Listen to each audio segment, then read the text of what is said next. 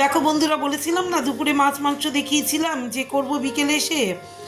দুপুরে তখন কোনো রকম একটু তরকারি, নিরামিষ তরকারি করেছি, করে আর ধনেপাতা বাটা করে চলে গেছি। বিকেল 4:30টার সময় এসছি, আবার ভাত বসিয়েছি রাতের জন্য। এই দেখো ভাত ফুটছে, আর এখানে দিদি সেই মাংস করলো, আমি আবার একটু বেরিয়েছিলাম, একজনের বাড়িতে গেছিলাম।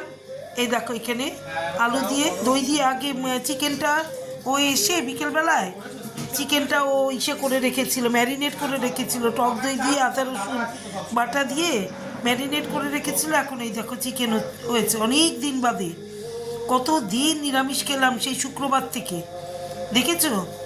আর সেই তো নিরামিষ তরকারিটা, এই যে নিরামিষ তরকারি, আর ধনে পাতা বাটাও খেয়েছি, আর একটুখানি আছে আর কি এই আজকে।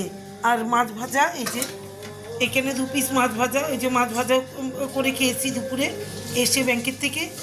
আর এখন মাংসটা করলো দিদি, আলু দিয়ে চিকেন করলো। তাহলে